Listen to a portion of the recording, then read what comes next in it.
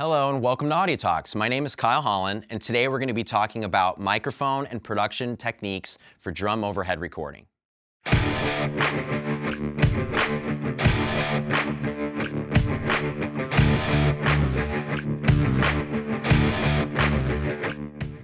There are many different ways to record a drum kit with overhead microphones, and there's more being invented every day. So it can be really difficult to decide where you want to place your microphones.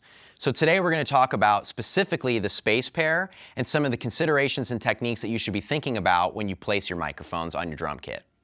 In most songs, the kick and the snare are typically center on our stereo image. To do this, we need to make sure that the distance of each overhead microphone to the kick or the snare is the same.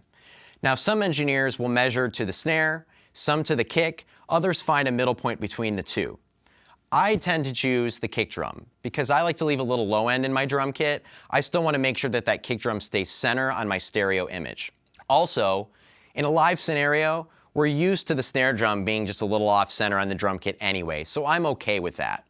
In addition to measuring and making sure that each microphone's distance to the kick drum is the same, it can also be helpful to think about our drum kit in sections.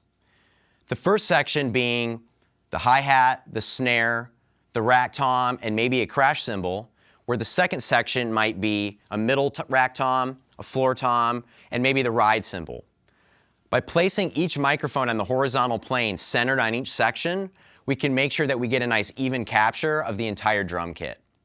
When placing your microphones on the horizontal plane, I also suggest placing the microphone closer towards the center of the cymbal and not the edge. The reason for this is that anytime a drummer hits a cymbal, the cymbal's going to move up and down, away and towards that microphone, causing the volume to modulate. By placing the microphone near the center of the cymbal, we eliminate that movement towards and away from the microphone. Setting the height of the microphones is usually determined by what you want to focus on and mainly capture of your drum kit. If the goal of your overhead mics is mostly to capture the cymbals, place your microphones a little bit lower down and closer to the drum kit. If instead your goal is to get a more even capture of the entire drum kit, move your microphones up a little bit higher.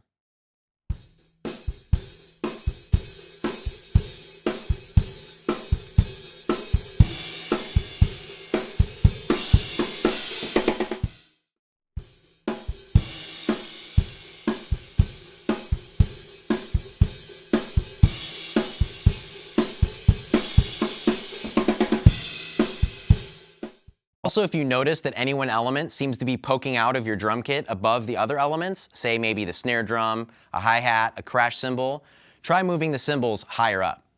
If instead you feel like you're losing a lot of the detail and the high end from your drum kit, move the cymbals a little bit lower down and closer to the kit.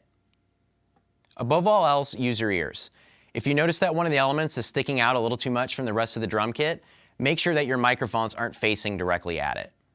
Once we're happy with the overall sound and balance of our drum kit, the next step is to check the polarity of the overhead mics with the kick and snare close mics. Commonly, the overhead mics will be out of polarity with our kick and snare. To check this, solo the kick drum, the snare drum, and just the overhead microphones. And while the drums are playing, flip the polarity back and forth on the overhead mics and listen for what sounds best. Usually the best configuration is where the drums sound fuller and have more low end. Also, if you notice that the kick and the snare by themselves sound great, but when the rest of the drum kit is in, they sound kind of thin and weak, this might be an indication that your overhead microphones are out of polarity with the close mics. Cool, so let's take a listen to what we have so far.